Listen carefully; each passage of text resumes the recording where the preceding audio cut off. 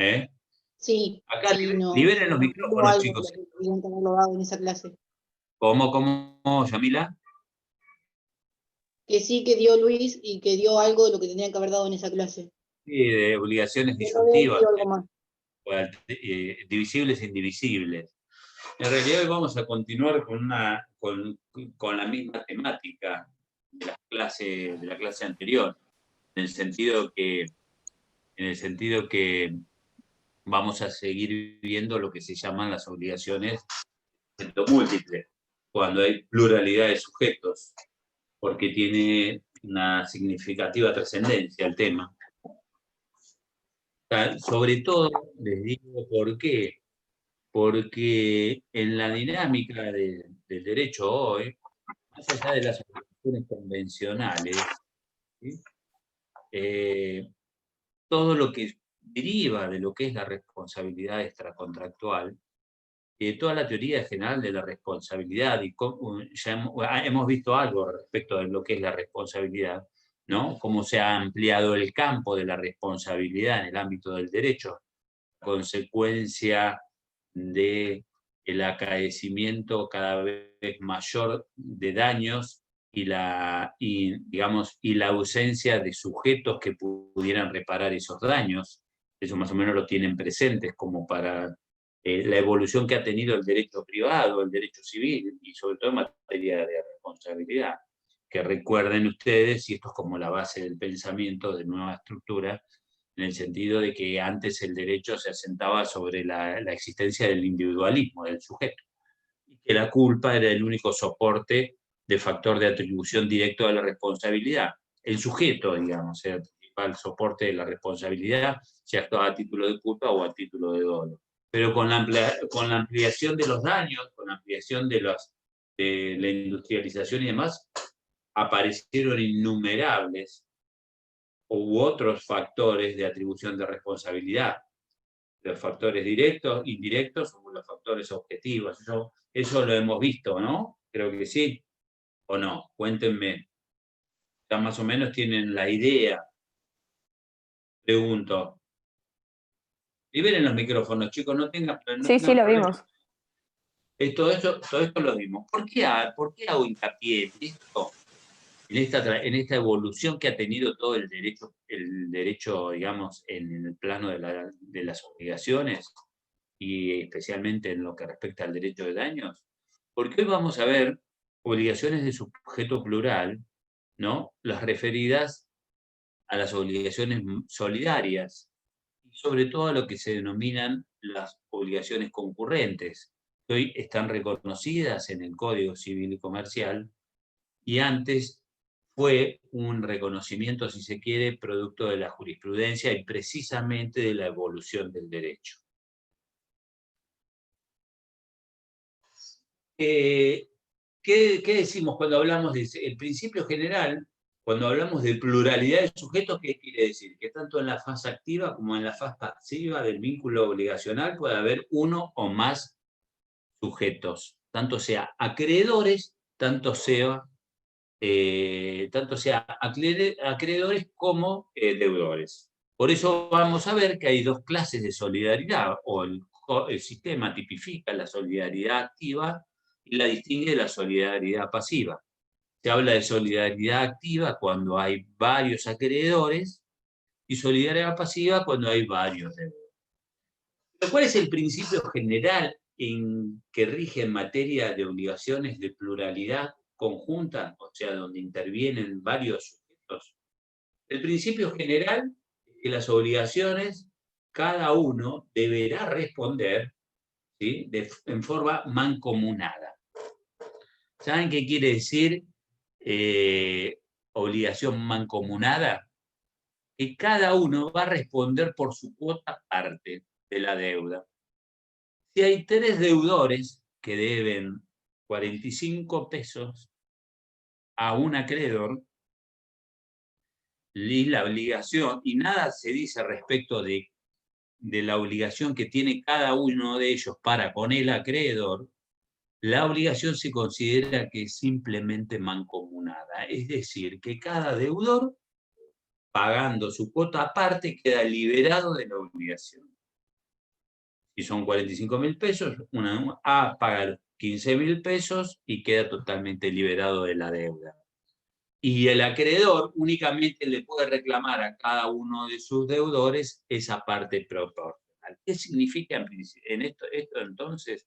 Que el vínculo que hay entre los acreedores o entre los deudores, ¿sí?, cuando la obligación es mancomunada, el vínculo está disociado, independiente de cada uno de ellos. Es decir, se fracciona la deuda o el crédito, según el caso. El artículo 825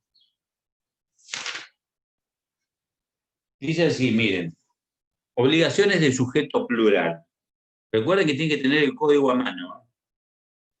La obligación simplemente mancomunada es aquella en que el crédito o la deuda se fracciona en tantas relaciones particulares e independientes entre sí como acreedores haya o deudores haya.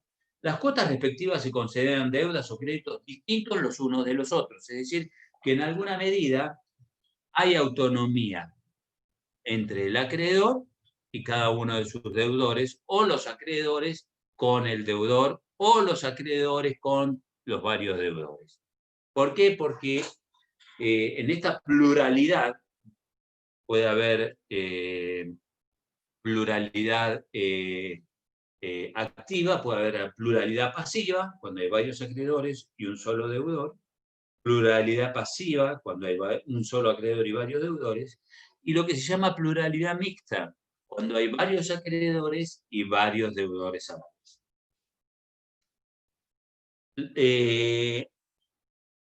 Esa es la particularidad que tienen las obligaciones mancomunadas.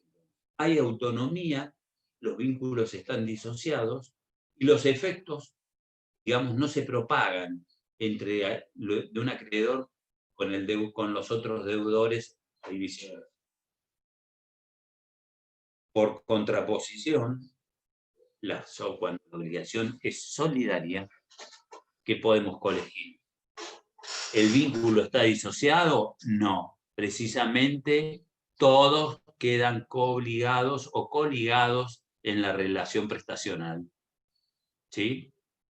Y vamos a ver que en cuanto a los efectos, se propagan unos respecto de otros.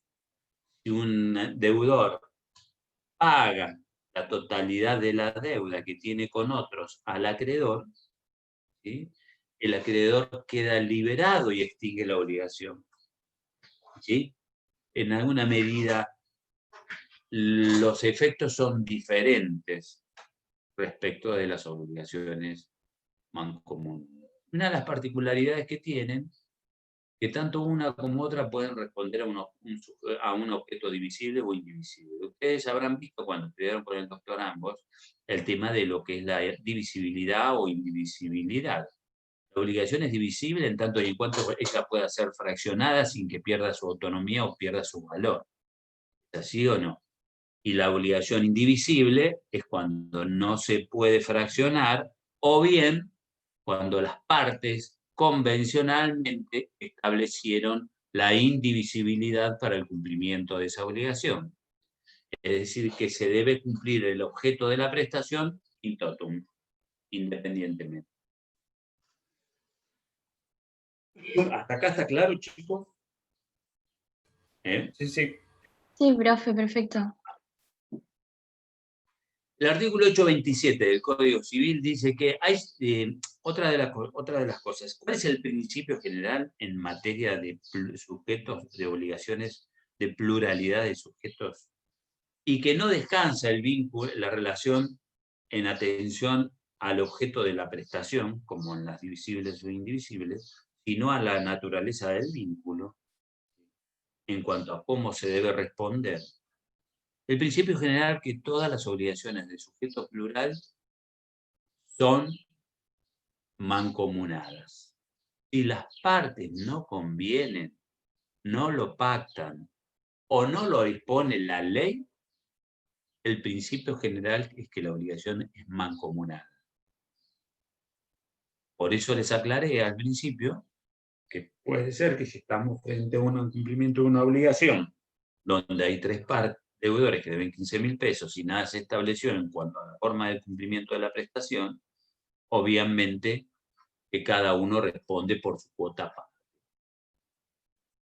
El artículo 827 del Código Civil dice que hay solidaridad en las obligaciones con pluralidad de sujetos y originadas en una causa única cuando, en razón al título constitutivo o de la ley, su cumplimiento total puede exigirse a cualquiera de los deudores por cualquiera de los acreedores.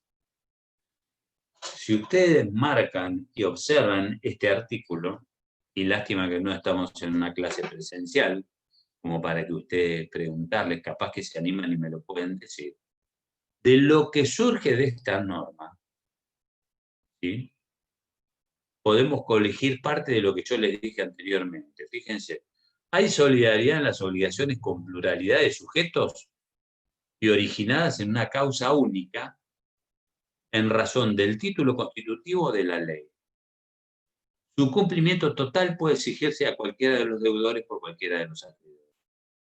De este artículo, ¿qué podemos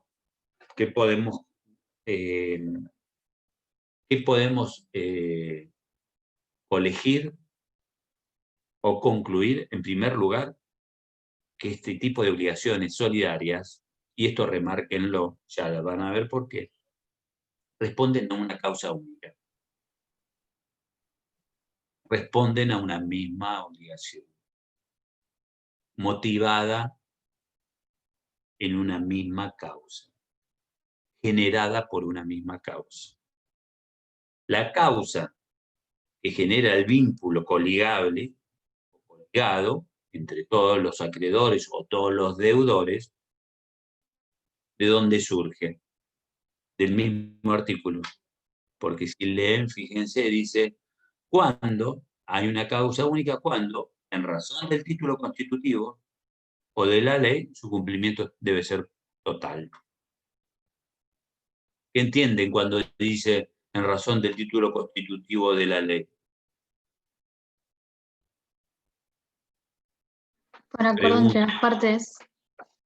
Exactamente, cuando la solidaridad es convencional, cuando la solidaridad ha sido pactada, ¿sí? En el título queda reflejado la solidaridad. Ejemplo típico, ¿alguno de ustedes es inquilino? ¿Alguno de ustedes es garante? ¿O alguno de ustedes es inquilino y tiene un garante? Sí. Bien, contame. ¿Y? ¿Viste el contrato de locación? ¿Alguna vez, Yamila? Si no pago yo, tiene que pagar mi garante. ¿Eh? Si no Sí, pago sí. yo, tiene que pagar mi garante. ¿Pero viste alguna vez el contrato de locación, la cláusula de garantía? No.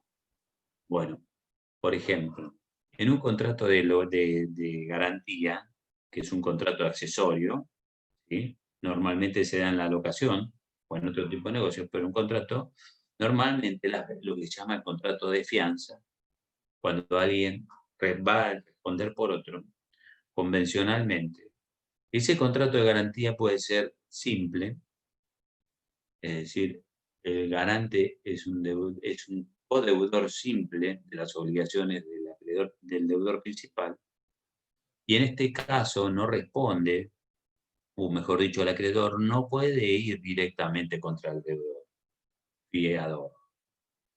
Pero si la fianza se toma con carácter solidario y como principal pagador queda como coobligado en la obligación. Y en este caso la hay solidaridad y responde el fiador solidario, y soy ya no principal pagador, en las mismas condiciones que el deudor. Es decir, que cuando uno establece la solidaridad en cumplimiento de las obligaciones, muchas veces puede ser que acceda al cumplimiento de la obligación en virtud de un contrato que sale a avalar por otro, o para garantizar el cumplimiento de una obligación frente al acreedor. En alguna medida, cuando la obligación es solidaria, tiene alguna similitud, si se quiere, con lo que son las obligaciones indivisibles. porque si Luis les habrá explicado, en la obligación indivisible, más allá de que se pueda fraccionar, las partes acuerdan que se debe cumplir por el todo. ¿Es así o no?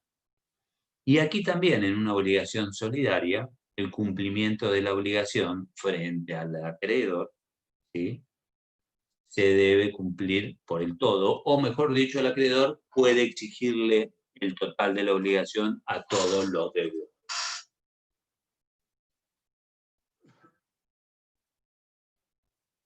Como ya les dije, hay 3 clases de solidaridad: solidaridad activa, cuando son varios los acreedores; solidaridad pasiva, cuando son varios los deudores; y solidaridad mixta, que cuando concurren tanto uno como otro en pluralidad de sujetos. ¿Qué particularidad tiene la solidaridad activa? Por un lado, facilita al deudor, ¿sí?, el pago y la liberación de la deuda frente a los acreedores. ¿Por qué? Primero, porque cualquiera de los acreedores tiene derecho a cobrar la deuda. Y el deudor le puede pagar a cualquiera de los acreedores.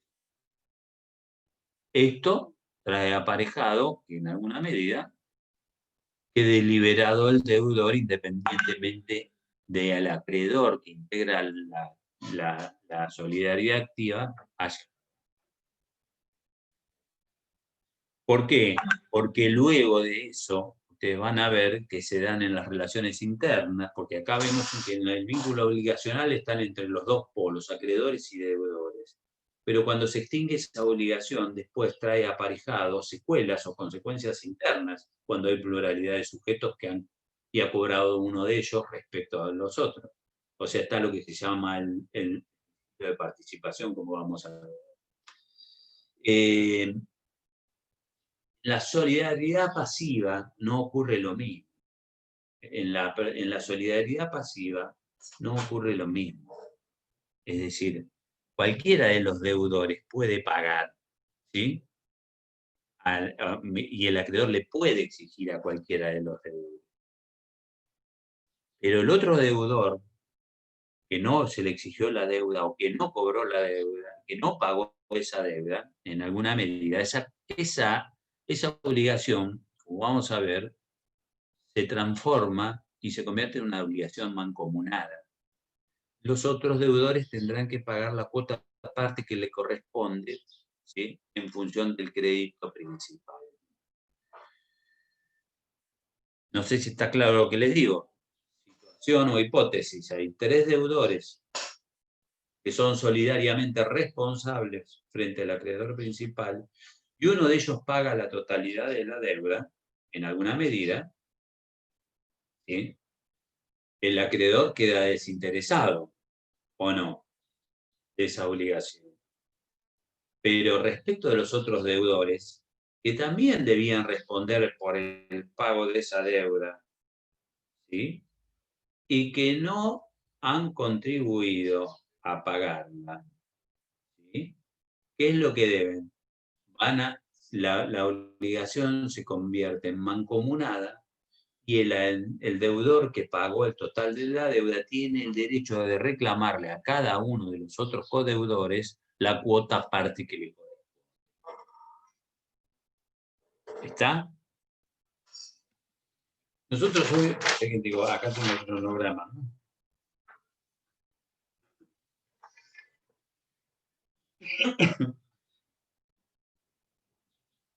¿Qué caracteres tienen estas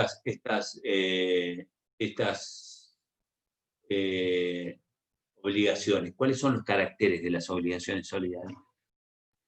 En primer lugar, se desprende que estamos hablando con obligaciones de sujeto plural. ¿Qué podemos decir en esto? Que hay pluralidad de sujetos. Primer carácter. No es una obligación bilateral individual, ¿está claro? O una obligación unilateral,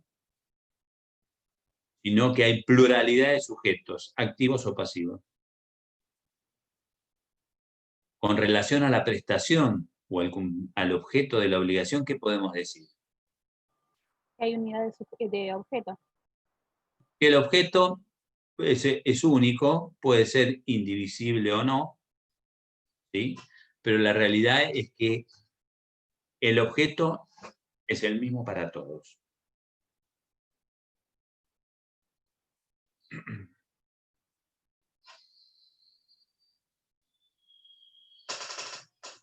¿Y qué otros dos caracteres tienen de los cuales yo ya he mencionado en el curso de esta clase?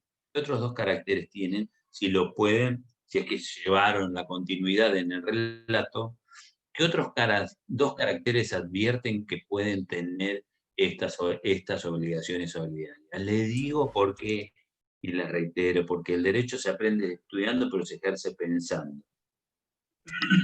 Propagación de efectos. Sí, la propagación de efectos es distinto en la solidaridad activa que en la pasiva. Por eso te pregunto, ¿qué otros caracteres? Contribución y participación. Pero también eso depende de que sea solidaridad activa o pasiva. Yo ya lo mencioné. Acciones originadas en causa única, puede ser. Exactamente. Uno de ellos es que surgen una causa única. El contrato o la ley.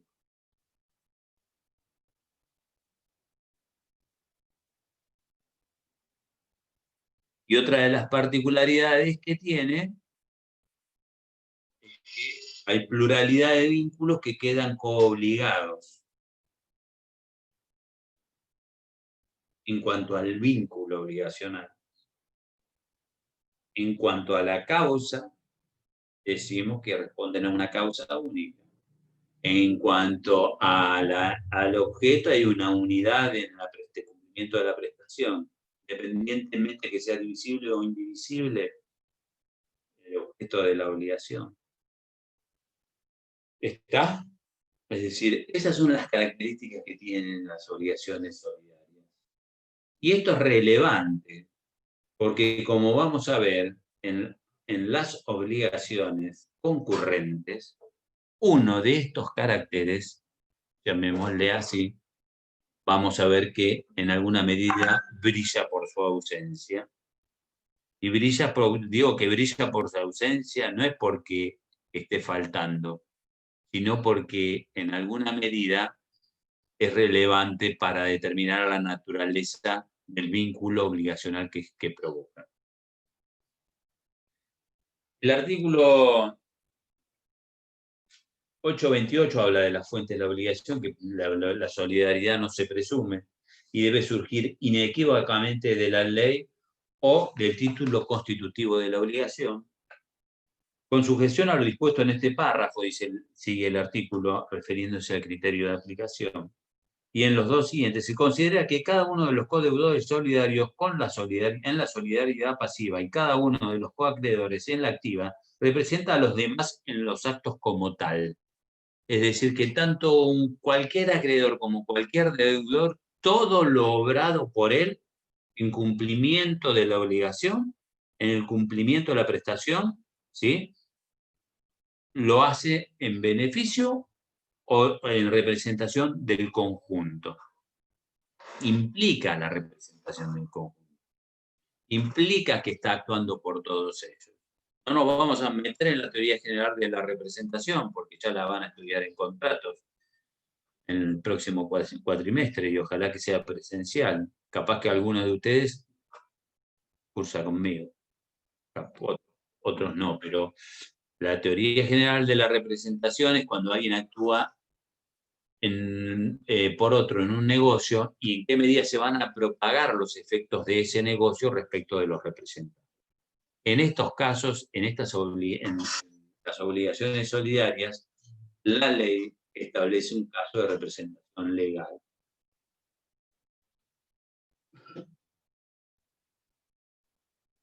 ¿Cuáles son las fuentes de la solidaridad? Como dijimos, la convencional, punto 1.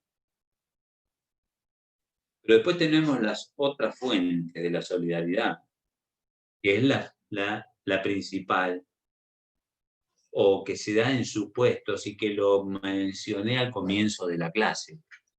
Era una consecuencia o una derivación de la evolución y de la transformación derecho, de la transformación que ha tenido el derecho de las obligaciones, ¿sí? En el ámbito de la responsabilidad. ¿Se acuerdan que les dije que en la evolución de la teoría general de la responsabilidad, el sistema de la culpa y del sujeto como elemento esencial para atribuir las consecuencias de un hecho o de un incumplimiento descansaban en la conducta de la gente? Hoy por hoy tenemos otros factores que contribuyen a determinar la responsabilidad y el consecuente cumplimiento de las obligaciones. En algunos casos la responsabilidad es legal y lo establece la ley. En el caso típico, por ejemplo, para que tengan una idea, en el contrato de mandato, cuando alguien le encarga a otro que realice un acto o una serie de actos o negocios jurídicos, por ejemplo, hay un supuesto de responsabilidad legal. O sea, por ejemplo, todos los deudores responden solidariamente y representan a todos los deudores. O este artículo 829 es un caso de representación legal, y de solidaridad. Vamos al caso, ¿a qué supuestos hay? Por ejemplo, lo que proviene de los actos ilícitos. Es un supuesto de solidaridad legal, artículo 1750 del Código Civil y Comercial. Anótenlo. En caso de las responsabilidades colectivas, es otro supuesto de responsabilidad legal, solidaridad legal, artículos 1760, 1772, 62. En el comodato, el de los administradores frente a las personas jurídicas, artículo 160. En el caso de la fianza que mencionaba hoy, cuando es solidaria, artículo 1590.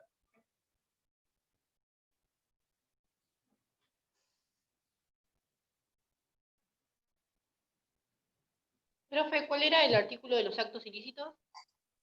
El de los ilícitos, 1750. A partir del 1710... Ese dice daños causados por actos involuntarios. Sí, actos ilícitos involuntarios y participación plural. Pero lo que les quiero decir, a partir del artículo 1708 en adelante se esboza toda la teoría general de la responsabilidad en el nuevo derecho. Otro caso de responsabilidad solidaria, ¿cuál puede ser? ¿Quién responde por ustedes cuando son menores de edad? La responsabilidad de Los padres. Los padres. Y otro caso de solidaridad que se da, que está, digamos, en el primer plano de la escena, digamos, de la responsabilidad, es el caso en el ámbito del derecho del consumidor. La responsabilidad de todos los que intervienen en la cadena de proceso de producción de bienes y servicios, ¿sí? Y tanto frente al consumidor como destinatario final, frente al sujeto que es destinatario final del uso de bienes y de servicios, todos los que intervienen en esa cadena de producción son solidariamente responsables, ¿sí? Frente al consumidor. Ya sea porque provenga de una relación de consumo, ya sea porque sea la consecuencia derivada de un contrato de consumo. Yo no sé si dieron derecho del consumidor o no todavía ustedes, o lo van a tener en particular. Pero en particular, bueno, el contrato de consumo es cuando se establece un vínculo jurídico entre un sujeto que actúa profesional o habitualmente como comerciante, ¿sí? y un consumidor final. Sea una persona física o sea una persona jurídica como destinatario final de los bienes, donde hay un contrato donde se acuerda, por ejemplo, la compra de un electrodoméstico. Pero también está lo que se llama la relación de consumo, que va mucho más allá del vínculo contractual. sino son todos aquellos que quedan bajo el amparo o el marco tuitivo de la ley, ¿sí? Que deben responder, ¿sí?, al mandato de la norma, no como consecuencia de un contrato de consumo, sino en virtud de una relación que es mucho más. Porque, por ejemplo, el fabricante, el transportista, el distribuidor de un producto de consumo o de un servicio, no tiene un vínculo contractual como destinatario final con el consumidor. El fabricante del celular que compramos, ¿sí?, no firmó un contrato conmigo para que yo adquiera este celular. No les digo dónde lo compré porque si no es publicidad y como no me pagan por la publicidad, no la puedo pasar. Si me pagaran, la digo. Pero, por ejemplo, no, vamos a una casa de electrodomésticos, compramos un celular, celebramos un contrato de consumo, ¿sí o no? Con la casa que nos vende el celular. Supongamos Autogar, por decir una casa.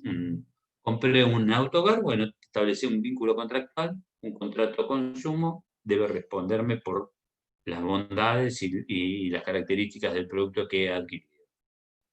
Pero el distribuidor, el fabricante, el transportista, ¿sí?, no celebraron un contrato de consumo conmigo.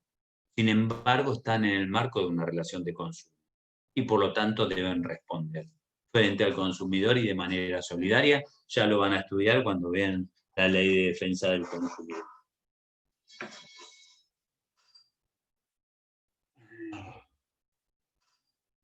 La solidaridad se debe... ¿Voy demasiado lento? ¿Están demasiado aburridos? Adivino. ¿Les gusta el tema? Vamos bien, profe. ¿Cómo? Que vamos bien. Me la llevan bien. Otra de las características que tiene esta figura, este instituto, ¿sí?, es el concepto de si estamos frente a una obligación solidaria, ¿sí?, y la solidaridad no se presume, claro, sino que debe ser convencional o legalmente establecida. En alguna medida, si hay pluralidad de sujetos y alguno invoca el cumplimiento de la prestación, ¿sí?, de todos responden solidariamente, en alguna medida, como es de carácter excepcional, se debe probar. Y acá, para probarla, ¿qué tipo de prueba se admite? ¿O qué? ¿Ustedes dieron procesal? ¿Ya? ¿No dieron derecho procesal? Sí, estamos en eso. ¿Quiénes están? Camila, Victoria, ¿y quién más? Yo lo estoy cursando. Lucas, bueno. ¿Cuál es el principio general en materia de prueba? Todavía no vimos prueba. Ah, son piolas ustedes. Unidad 12 todavía no la vimos. Sí. Bueno, pero yo les hago una pregunta. Perfecto, no la vieron. ¿Pero qué quiere decir probar? ¿Qué se imaginan? ¿Probar qué? Demostrar algo. Exactamente, demostrar en juicio. Desde el punto de vista procesal, probar es demostrar en juicio. Demostrar en juicio que tengo razón o que no tengo razón, que me asiste el derecho para formular el reclamo que entablo, ¿es así o no? Bien, es demostrar en juicio. Ahora, ¿cuál es en principio la lógica que nos indica quién tiene que probar? Las partes. El que lo invoca, partes. Partes, pero sobre todo, como dijo Ailén, el que le invoca. El que invoca su Victoria derecho. lo dijo. ¿Quién es? ¿Quién lo dijo? Victoria. Victoria, pero ahí dice Ailén. Tenés doble personalidad. No, pero lo dijo ella. ¿Dónde está Victoria? ¿Dónde está Victoria? Acá. Acá estoy. Ah, vos. Bien. Escúcheme, y los otros ni aparecen. Bueno, miren que le saco fotos, a esto. Y empiezan a aparecer, Los que no aparecen, Les aviso, y esto queda grabado. Y después lo pasamos a través de los servicios. Escúchenme, el que alega debe probar, es un principio general en materia de prueba. ¿Es así o no? Y cuando vos le decías a tu mamá, mamá, sí, no, estuve en lo de mi amiga. Así, bueno, no te creo, qué sé yo. Bueno, vos tenías que probar que habías estado en el lugar que dijiste que habías estado. Es la misma lógica en materia de conflictos judiciales, en materia de un reclamo en el ámbito, en el marco del cumplimiento de una obligación. El principio general que alega debe probar.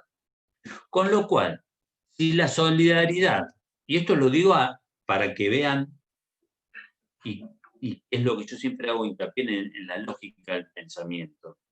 Para mí lo más importante es que aprendan a pensar jurídicamente, porque las normas las tenemos acá.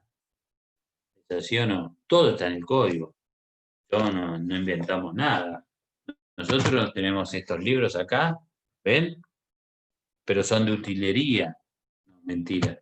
Pero no lo tenemos todos los libros en la cabeza. ¿Sí? ¿Qué es lo que nos da el derecho? ¿Qué es lo que nos da el conocimiento del derecho, el estudio del derecho? La lógica del pensamiento jurídico. Por eso yo hago hincapié que ustedes tienen que pensar. El derecho se aprende estudiando y se ejerce pensando. El derecho es muy creativo. Es más, ¿está grabándose esto? Voy a parar un minuto la grabación. ¿Ah? Quiero decir, yo pensé que el derecho era lo que decía la ley, lo que decía este código de Vélez. Y no era otra cosa, y que estaba todo ahí. Y que no había una cierta creatividad y dinamismo en el derecho. Sin embargo, fíjense que sí. Sin embargo, esto lo digo porque tienen que tener siempre mentes bien amplias y abiertas para estudiar el derecho. ¿Por qué? Porque como el derecho recoge conductas humanas, primero están los hechos y viene el derecho. Hay una nota de Vélez que lo decía. Y yo como operador jurídico que trato de persuadir al derecho y hacer interpretar los hechos en función del derecho que la cita mi cliente. Una de las pautas, premisas esenciales para mí es pensar jurídicamente. Y pensar jurídicamente nos tiene que tener con las mentes abiertas. Porque obviamente que el legislador de Vélez Arfiel no pensaba en el alcance de hoy que tiene la responsabilidad y que hoy hablamos del derecho de daño. ¿Ellos saben por qué se transformó? A través de la creación de los operadores. Por eso yo en mi estudio, esto viene a cuento de que, miren este cuadro primero y principal, no está mi título, está este cuadro. ¿Lo ven? Contesten. Sí, sí, sí, sí. Sí. ¿Saben qué es? Un cuadro. ¿Saben qué es? Miren. ¿Tienen idea de lo que es? No tienen idea. El cuadro no es el cuadro Sí, de la pero no sé creación. cómo se llama. Es la creación de Miguel Ángel. Está en la Capilla Sixtina, la creación, cuando el hombre, cuando Dios creó el mundo, mírenlo. Véanlo.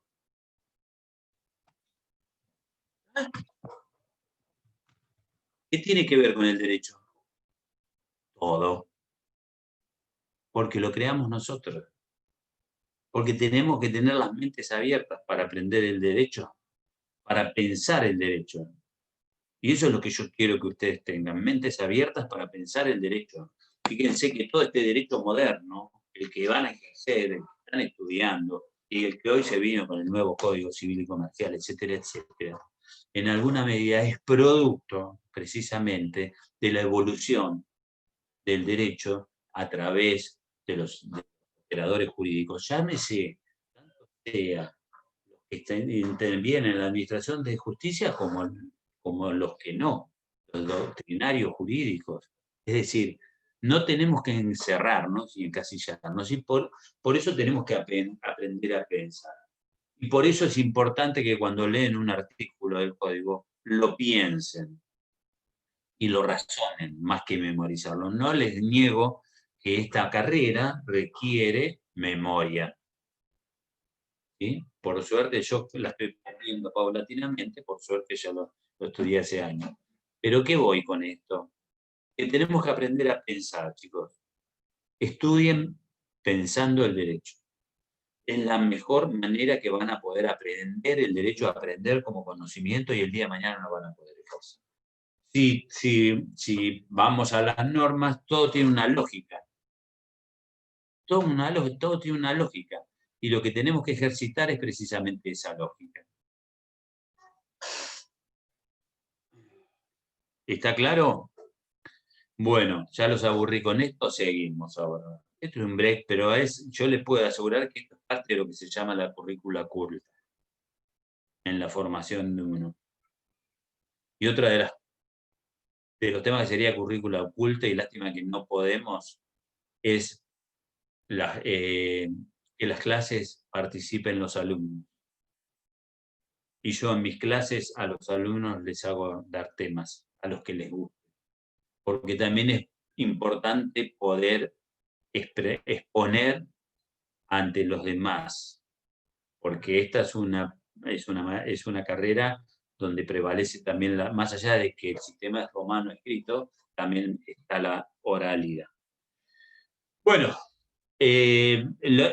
voy un poco más rápido. Vamos por los efectos de la solidaridad, como ya le dije. ¿Alguna pregunta tiene? ¿Ninguna pregunta? ¿Alguna duda? Yo sí tengo una pregunta. Dale, decime. En el caso de la aseguradora de los autos, ¿hay solidaridad también en ese caso? Muy bien, muy bien. Exactamente. Porque ahora vamos a ver, voy a ir un poco más rápido, porque esta pregunta que vos me estás haciendo, Victoria, en alguna medida, se relaciona con otro principio que hay en materia de obligaciones de pluralidad de sujetos, con las obligaciones concurrentes. En un accidente de tránsito, una compañía de seguro es solidariamente responsable frente al damnificado de un hecho de tránsito. Pregunto, ¿qué opinan ustedes? ¿Sí o no? Sí, pero en una causa distinta. Exactamente. ¿Por qué? Después de una causa distinta, Y piensen. porque no tiene responsabilidad directa. No hay responsabilidad, sino que la compañía de seguros sale a responder en virtud de qué. ¿Tiene la posición de garante? No, mire, ni siquiera sale a responder en virtud de un contrato de seguro que dice que en caso de un accidente de tránsito, la compañía, ¿sí?, responderá frente a los terceros por los daños que haya provocado el asegurado. Ni siquiera hay solidaridad legal, sino que hay una responsabilidad en virtud de un vínculo contractual, donde la aseguradora asume frente a un hecho o a un siniestro de tránsito, soportar las consecuencias dañosas que provocó al tercero. ¿Hasta ahí estamos? Hay un contrato de seguro, con lo cual, por ejemplo, la compañía de seguro no es que sea solidariamente responsable frente al damnificado de pagar las deudas, etcétera, etcétera. La consecuencia derivada de ese contrato de seguro es que el damnificado le puede reclamar al que generó el daño y a la entidad aseguradora en la medida que haya sido denunciada y haya sido citada como tercero. Esto viene a cuento, ¿por qué? Porque en este tipo de situaciones, donde la responsabilidad, y así fue como empezamos la clase, el espectro de la responsabilidad en el marco de la obligación de reparar los daños, el espectro se había ampliado, el factor de atribución, que es el subjetivo, basado en la culpa o en el dolo, digamos, hoy cada vez tiene relevancia porque tiene que haber un agente que provoca el daño, pero también cada vez concurren otros factores a responder, ¿es así o no?, en el cumplimiento de las obligaciones, por el deber de garantía, por el deber de seguridad, ¿sí o no?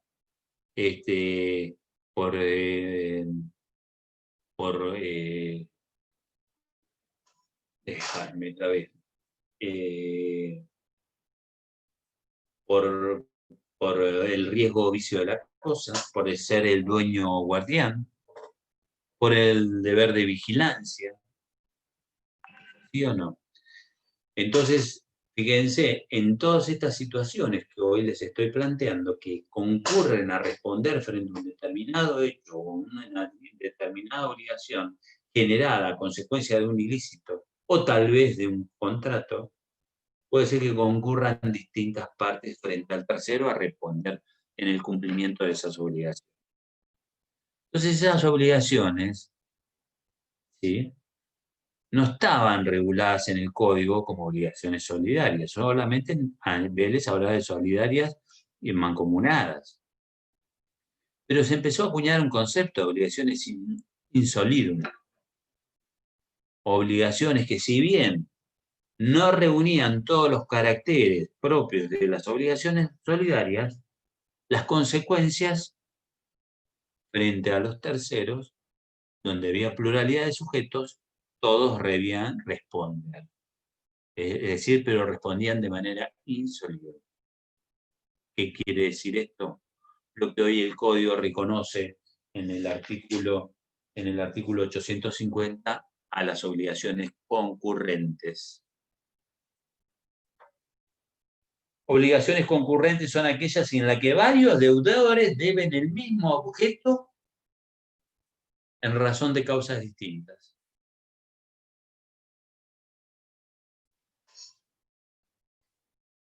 Por ejemplo, como en el caso que estaba planteando Victoria, ¿sí?, la compañía de seguro y el conductor que emitió el automotor, ¿sí?, deben responder ambos frente al damnificado, ¿sí? ¿Responden en el cumplimiento del mismo objeto? Sí, pero la causa es completamente distinta. Uno acude como tercero en virtud de un contrato y el otro acude a cumplir esa obligación en virtud de que de haber sido el agente que provocó el daño, a título de culpa o a título de dolo. En esos casos, estamos frente a obligaciones que respecto de terceros, el cumplimiento de la obligación es solidario. El tercero le puede reclamar a cualquiera de ellos. ¿Está? Pero después, en cuanto a los efectos, no produce los mismos efectos que la obligación en la solidaridad pasiva. Ya la van a ver con Luis ambos, pero en definitiva, los efectos son distintos. ¿Por qué? Y esto estaría para pensarlo. Lo podríamos estar pensando. Si todavía no estamos cansados, podemos llegar a deducir de que van a ser distintos. Porque siempre, ¿quién es el que tiene la obligación legal de responder? Liberen el micrófono. ¿Quién tiene? Conductor. ¿El conductor o el deudor principal? ¿Es así o no? Hay el sujeto que queda atado por el vínculo obligacional, ¿sí o no? En determinados casos, digamos en casos de supuesto responsabilidad objetiva o indirecta, donde el factor de atribución queda postergado, relegado al carácter del análisis subjetivo de culpa o dolo, en estos casos no se puede tratar a esa obligación, no puede producir los mismos efectos que una obligación solidaria contraída voluntariamente o por disposición de la ley. ¿Por qué les digo esto? Porque el responsable directo de las consecuencias del hecho dañoso es el que manejaba el auto, no la compañía de seguro. ¿Sí o no? Está bien que en virtud de un contrato de seguro, y en la medida que el asegurado pague su prima, la compañía se compromete a responder por todos los daños hasta el mismo importe asegurado. Y si paga, no tiene ningún derecho de repetición internamente contra el asegurado. Pero vamos a otra situación. Vamos a una situación de un locatario, ¿sí? Que alquila un inmueble, ¿sí? Y que ese inmueble tenía un balcón, y ese balcón se cae y provoca daños a terceros. Y aquí, ¿quiénes son los responsables frente a los terceros por el daño ocasionado a consecuencia de la caída del balcón? En primer lugar, el dueño, ¿sí? Por la responsabilidad objetiva. Deberá responder. ¿El locatario puede ser responsable? Podría llegar a ser responsable, ¿sí? Si no lo conservaba, si no lo mantenía en buen estado o se excedía en el uso del balcón, que lo tenía prohibido por contrato, ¿sí?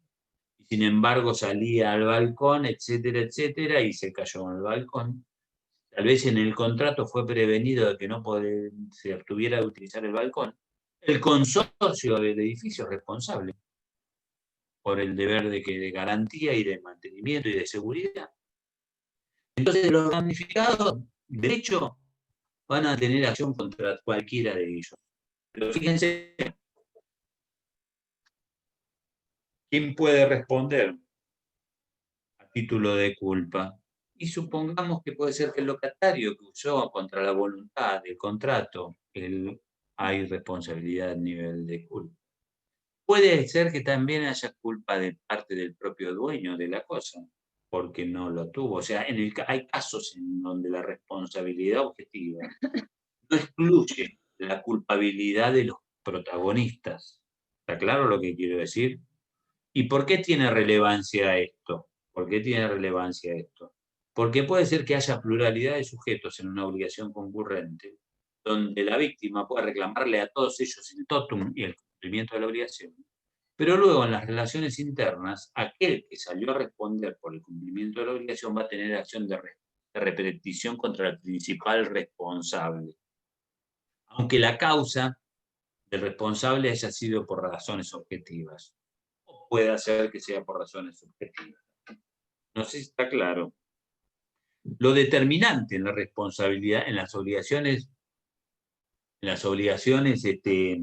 concurrentes, precisamente que deben responder varios deudores frente al acreedor, pero por causas.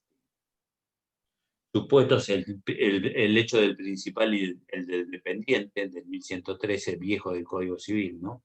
Pero el dueño o guardián de una cosa, los obligados en virtud de los factores objetivos, como yo les mencionaba, el propietario de un establecimiento educativo. Yo, por ejemplo, le voy a plantear un caso en un lugar donde se alquilaba un inmueble. Ya termino, chicos, no lo voy a agobiar más, pero el supuesto caso de que se alquila un inmueble para un uso comercial, donde en ese inmueble había un desnivel para arriba y otro para abajo. Un entrepiso para abajo y otro entrepiso para arriba. En ese entrepiso para abajo había un montacargas. En una oportunidad una persona se traslada en silla de ruedas en el montacargas para bajar al piso inferior, que estaba a 1,20 m, se cae el montacargas y sufre daños. La persona, ¿sí?, reclama a quién, después demanda al dueño del edificio, del inmueble, al dueño de la cosa, al que estaba utilizando la cosa, al locatario, que la estaba utilizando de manera inapropiada, porque le usaba un montacarga para que una persona se transporte en una silla de ruedas. ¿Sí o no? Y hasta el propio consorcio. Y hasta la propia municipalidad podría ser responsable también por el deber de seguridad y no haber controlado el estado o el uso y el destino que se le daba al monte carga. Obviamente que si demandan a la municipalidad tienen juicio perdido, así que nunca demanden a la municipalidad. En materia de responsabilidad, elimínenla. Jamás se les ocurre meter en un juicio de responsabilidad a la municipalidad. De esto se van a olvidar, pero ya se van a acordar en algún momento cuando tengan que hacer. Pues si tenemos que ir a reclamar el contencioso administrativo, estamos muertos. ¿Qué situación se da acá?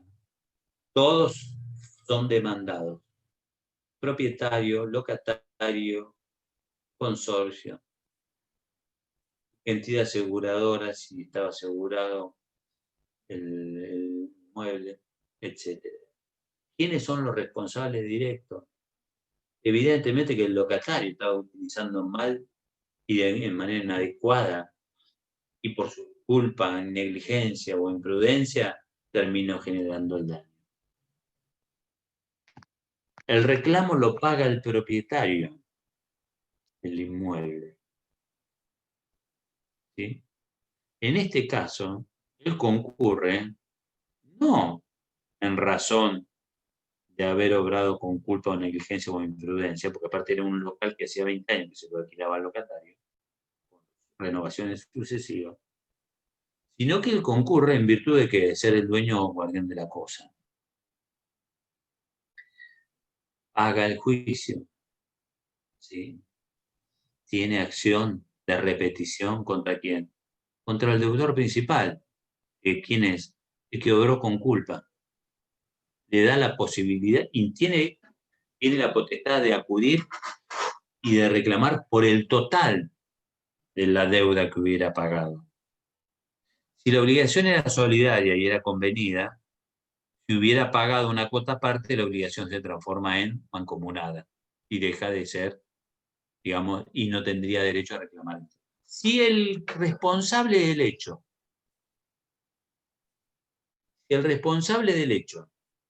es el que paga, los otros quedan liberados, porque ellos concurren en virtud de un factor de atribución objetivo y, si se quiere, por una obligación de garantía para que ese daño en alguna medida no quede impune, no quede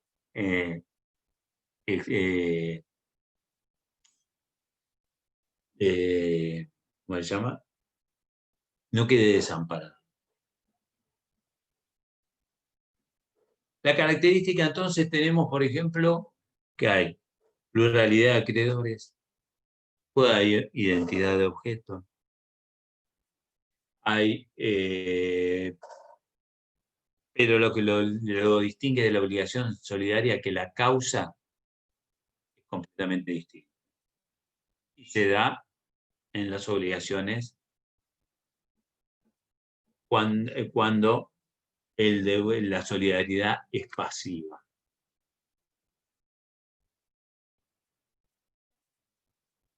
¿Les quedó claro, chicos? Sí, profe. ¿Ah? Bueno. ¿Alguna pregunta? Abran los micrófonos, hagan las preguntas que quieran. Si Dios quiere, y el poder del príncipe lo permite. ¿Saben lo que es el poder del príncipe? No. ¿No saben lo que era el poder del príncipe? La autoridad. Si por imperium del príncipe, por la autoridad lo permite, capaz que volvamos a las clases presenciales. La veo un poco difícil. Yo creo que tendrían que permitirse ahora las clases presenciales, porque realmente esto fue una herramienta muy buena. Nos salvó, les permitió a ustedes que sigan estudiando, que sigamos estudiando. Pero como para mí las clases se construyen, y las clases se construyen con los alumnos, se construyen en el diálogo, en que yo los estimule, los motive a ustedes para que puedan estudiar o para que lean o para que pregunten.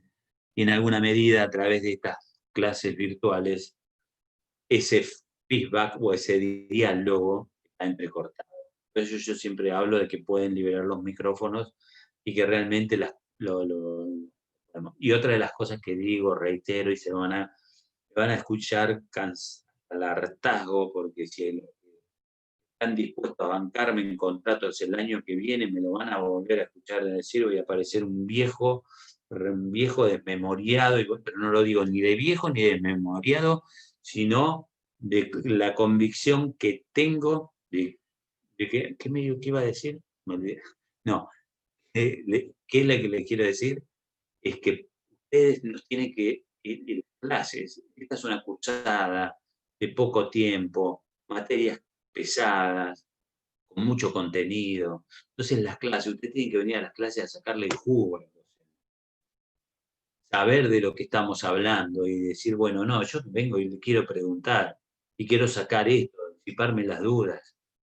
Son como, les diría yo, como una especie de tutorías. Estas cursadas tan cortas de trimestrales, ustedes dirán, está bárbaro, sí, qué sé yo. Pero si después no aprenden bien estas materias que son tan estructurales, después, a la larga, la van a tener, luego les va a costar. Entonces yo lo que digo siempre, bueno, traten de aprovechar el cronograma, traten de sacarle jugo al docente. La clase próxima vamos a ver transmisión de derechos. Me encantaría, en vez de pararme yo acá o estar sentado y hablando frente a una cámara, que la mitad está presente y la mitad está ausente, así. Profe, a mí me quedó una duda. Muy bien. O sea que, ¿Entender o no el video? o sea que tanto en las obligaciones indivisibles como en las solidarias, cualquier acreedor puede reclamar la totalidad del pago y cualquier deudor puede pagar la totalidad. La particularidad que tiene la obligación indivisible, que la indivisibilidad resulta del objeto de la prestación, del cumplimiento de la prestación. La prestación no se puede cumplir fraccionadamente. Si hay 2 o 3 deudores que deben cumplir la obligación, ¿no? Valentina, Alejandro y María Angélica se comprometieron a entregar un caballo, ¿sí? Cualquiera de los 3 tiene que entregar el caballo. No quiere decir que haya solidaridad, pero la indivisibilidad del objeto impide que se fraccione y que sea una obligación mancomunada. Uno entrega el cuarto trasero, el otro la parte media y el otro cuarto. Es decir, la indivisibilidad juega por la naturaleza del objeto del cumplimiento de la prestación, ¿sí? En que todos los obligados, cuando hay plural, están obligados a cumplir el todo. Esa es la error, pero porque no en virtud del vínculo obligacional que establecieron, sino en virtud de la naturaleza de la prestación convenida. Y ponen en las obligaciones divisibles, ¿viste el artículo 810 que dice en caso que el deudor pague más de su parte? Sí. Ahí, por ejemplo, él podría pagar la totalidad de la deuda. Sí, y el acreedor se va a poner recontento si le paga todo. ¿Eh? O sea que puede ser un pago parcial también, o todo, también admite como que pague todo el deudor. El deudor, ¿cuándo es indivisible? ¿Cuándo es divisible la obligación? Cuando se puede fraccionar y no pierde su valor. Ese es el principio. ¿Sí? Si hay varios deudores, ¿sí? Si hay varios deudores, si la cosa es indivisible, todos están obligados por el todo, porque no la puede fraccionar. Si la cosa es divisible, el objeto de la prestación es divisible, ejemplo, somos 4 deudores que debemos 10.000 pesos, ¿se puede fraccionar o no se puede fraccionar? ¿Sí o no? Y nada se dice respecto de la responsabilidad que tiene en el cumplimiento de la obligación. En principio, a los fines de exigir el cumplimiento, la obligación es mancomunada. Pero nada quita que venga uno de los deudores y le pague a todo el acreedor. Y el acreedor se va a poner contento y va a recibir todo. Claro, ahí es Hoy- como que estaba mi duda, porque en el resto lo aclaraba, pero ahí es como que quedaba eso suelto, porque no sabía si podía pagar todo o no en las divisibles. Bien, Claro que gracias. claro que podés pagar. Acá hay un principio. Ustedes tienen que grabarse otra cosa. Siempre vayan a los principios generales del derecho. Los principios generales del derecho es la columna vertebral del sistema de todo el ordenamiento. En materia de las relaciones de las obligaciones y de nacidas por los contratos, el principio está la autonomía de la voluntad. Es decir, lo que las partes hagan o dispongan prevalece por encima de todo. Es lo que se llama el poder jurígeno que tienen las partes. Yo deudor de una obligación divisible, ¿sí?, que tengo con otros, pero quiero pagarla, el total de la deuda, puedo ir y pagarla y el acreedor me la puede recibir. Salvo que diga, pueda admitir todo el pago o no diga. ¿Por qué? Porque acá dependerá de las circunstancias, de la obligación, de cómo se ha convenido, cómo se ha establecido el vínculo en cuanto al cumplimiento de esa prestación. Pero la prestación, si la prestación te impide dividir, ¿sí?, el cumplimiento es total, no se puede parcializar.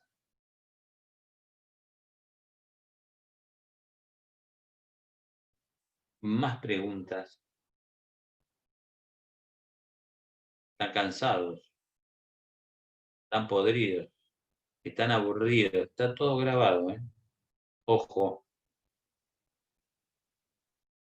Bueno, pero no quieren alguna pregunta más, algo más, alguna duda, ¿cómo vienen con esto? ¿Les resulta complicado? Le voy a decir una cosa. Dentro de la clasificación de las obligaciones, las que mayor utilidad tienen, o sea, tienen que saber todas. Pero, por ejemplo, solidaridad, obligaciones mancomunadas, solidarias, concurrentes, es algo que tienen que tenerlo bien claro. Obligaciones dinerarias, es algo que tienen que tener claro. Obligaciones de dar cosas ciertas, es algo que tienen que tener claro. Obligaciones disyuntivas, es algo que tienen que tener claro. No, Todo. no, pero sí. Las disyuntivas, ¿sí? O conjuntas, bueno, eso es algo que nos permite pensar la obligación. Pero las que vamos a convivir cotidianamente son con las obligaciones dinerarias, las obligaciones de dar cosas ciertas, las obligaciones de carácter solidario o no, porque eso es lo que les permite también a uno pensar cuando estamos frente a una determinada situación. Vamos a decir, bueno, acá hay 3 o 4 deudores. Bueno, lo que tengo que pensar, a ver, ¿de qué manera responden? Y en principio habrá que ver si la obligación surge de una convención o proviene de la ley o de la naturaleza de la prestación, etcétera, etcétera. Pero bueno, son conceptos que tienen que tener presentes porque son de suma utilidad. Bueno, chicos, es un día muy bonito como para que estemos acá. Yo que usted seguiría estudiando, ¿sí? En unidad Decime. 14 no hay nada en el campus. ¿No van a subir nada? ¿Cuál es? ¿Cuál es la 14? La 14. Otras clasificaciones. ¿Cuál es? Clasificaciones. Alternativas, facultativas, disyuntivas, principales y accesorias. No hay nada. No hay nada. Bueno, habría que... ¿Por qué no le preguntan a Luis el jueves? ¿Mañana qué tienen? ¿Una plenaria? ¿Qué tienen de plenario? Ay, no sé. ¿Y el jueves qué tienen? Yo sé que es medio pesado, pero traten de aprovechar, chicos. ¿Qué hay mañana? A ver, ¿tiene el cronograma ahí?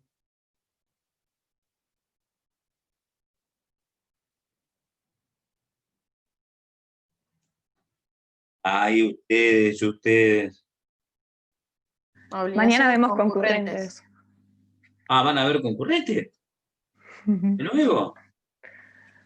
¿Y para qué me ponen a mí en el cronograma? ¿No había concurrentes también acá? Hoy era solidaridad activa y pasiva. ¿Ana? Ah, buenísimo. No, Buenísimo. eso era hoy. Y mañana las concurrentes. No, yo tengo acá martes 10 de noviembre. Solidaridad activa y les digo que tengo qué cronograma tengo. Profe, ¿podríamos hacer un repaso de los modos extintivos? Porque la verdad que a mí se me complican por el hecho de que todavía no los vimos y como que me cuesta interpretarlos y todavía me cuesta más tener que aplicarlo a la solidaridad porque es complicada de por sí. Es como que Sí. estoy... Sí. Pero escúchenme, ¿mañana van a tener otra clase de esto? Yo tengo el programa acá y dice que vamos a tener plenaria de obligaciones concurrentes. Bien. Y hoy, que es martes 10, teníamos que seguir con la continuación de obligaciones solidarias y solidaridad activa, con los efectos comunes.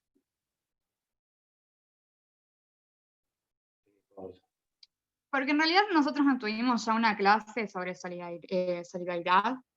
Mire, yo tengo Sí, con martes 10. Por Yo tengo- eso, en realidad tuvimos ya clase, pero lo vimos como Lo veo por todo arriba. muy a fondo, lo vimos todo muy por arriba, ¿no? Bueno, pero Indagamos en escúcheme, tantas cosas. yo tengo acá, mañana clase de consulta. Lo que y acá, por lo menos en mi cronograma. Y después tengo, el jueves, van a haber alternativas y facultativas. Y eso lo tengo igual. El programa activo lo dice mañana. El viernes pasado tenían obligaciones solidarias y solidaridad pasiva. ¿No vieron eso? Sí. Bueno, hoy solidaridad activa y concurrentes. Todo lo que vean de solidaridad, todo lo que vean no está de más porque en definitiva le va a reforzar más los conceptos. Y si mañana hay una clase general, ¿sí? De solidarias, ¿sí? Bueno, aprovechenla hoy mismo con base en lo que nosotros vimos, con base a lo que hablamos, en lo que ya vieron, tienen mucha importancia estas obligaciones como las dinerarias, como yo les decía. Porque hoy en la materia de daños, ¿sí? Se da mucho este tipo de situaciones.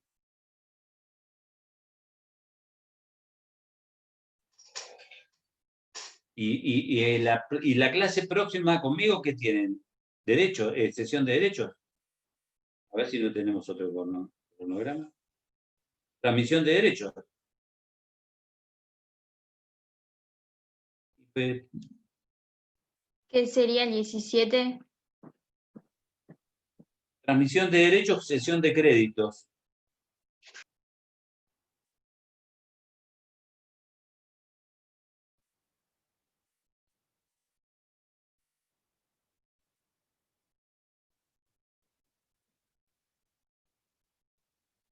El 24 de noviembre, innovación y dación en pago.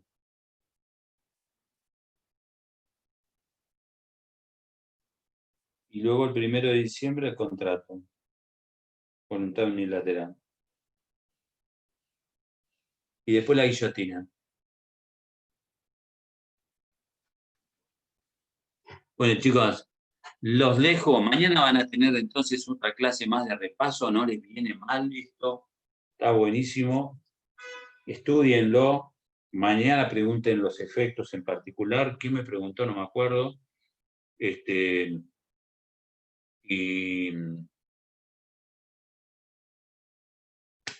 a estudiar.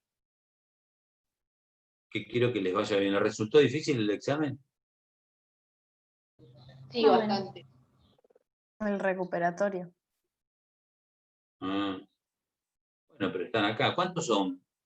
Porque hoy son 20, había 20 y pico en un momento. Normalmente, ¿cuántos son en las clases? Sí, por ahí andan Más o siempre. menos por ahí siempre. 30 personas, nunca se conectan todos. Bueno, Igual bueno, el chicos, primer cuatrimestre éramos más cursando. sí, el primer cuatrimestre eran 70, 80. Y fue la primera experiencia también empezar con el Zoom. Que realmente les digo, está bueno. Esperen que chau al grabador. Es un gran desafío. Es un desafío en una clase presencial. Es mayor el desafío en una clase virtual. Por lo menos así lo tomo yo. Sobre la fecha. Desde- Yo no entregué el ¿Eh? departamento todavía. Pero hay mucha gente que ya entregó el departamento y todavía no nos dicen si vamos a volver, si no volvemos. No duermo en la calle si vuelvo. ¿Eh? Yo tengo departamento No. hasta el 15. Bueno, voy a tu departamento. Dale, dale. Bueno, chicos, espero que algún día nos crucemos en la facultad. ¿Está? A Victoria, tu abuelo fue profesor de contrato, Victoria. ¿Eh? Lo tengo recontra presente. O sea que vos tenés una exigencia mayor cuando rindas contrato. No sé si lo vas a rendir conmigo o no. No, Pero no, lo de que mí sí- no esperen nada, yo no soy mi abuelo. Pero tenés portación de apellido. No, sí. Bueno, no es mi culpa, me lo saco. No.